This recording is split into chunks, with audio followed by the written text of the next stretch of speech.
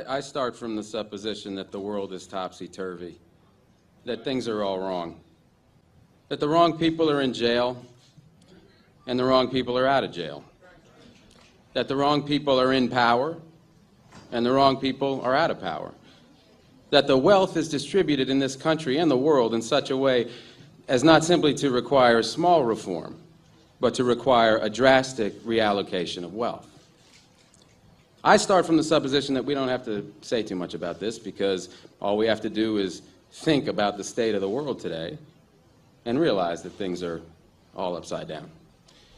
Now, if you don't think, if you just listen to TV and read scholarly things, you actually begin to think that things are not so bad, or that just little things are wrong.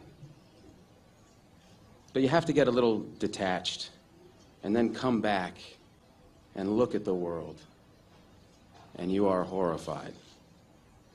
So we have to start from that supposition that things are really topsy-turvy. And our topic is topsy-turvy, civil disobedience.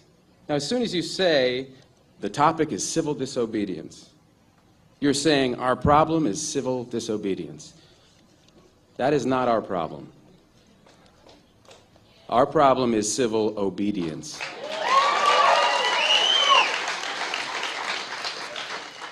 Our problem is the numbers of people all over the world who have obeyed the dictates of the leaders of their government and have gone to war. And millions have been killed because of this obedience. We recognize this for Nazi Germany. We know that the problem there was obedience, that the people obeyed Hitler.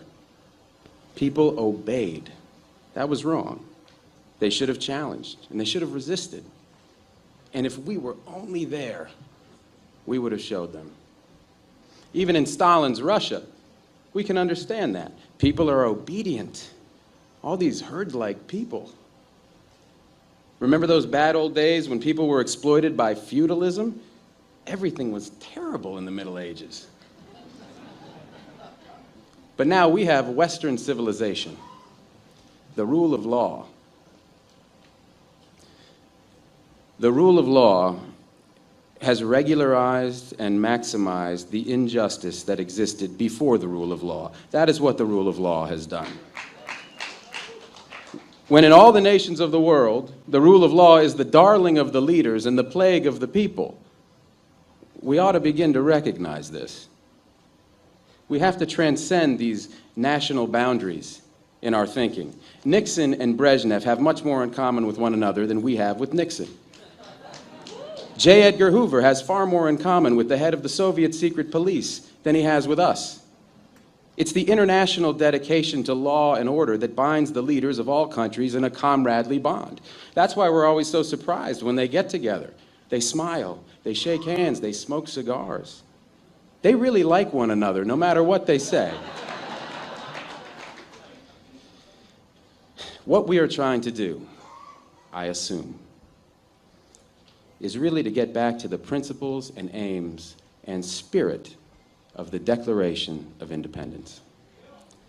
This spirit is resistance to illegitimate authority and to forces that deprive people of their life and liberty and right to pursue happiness.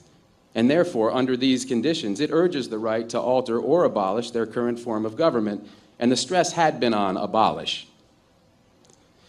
But to establish the principles of the Declaration of Independence, we're going to need to go outside the law, to stop obeying the laws that demand killing or that allocate wealth the way it's been done, or that put people in jail for petty technical offenses and keep other people out of jail for enormous crimes.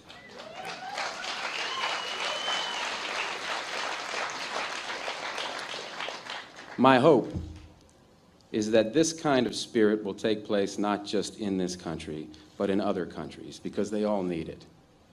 People in all countries need the spirit of disobedience to the state, which is not a metaphysical thing, but a thing of force and wealth. And we need a kind of declaration of interdependence among people in all countries of the world who are striving for the same thing.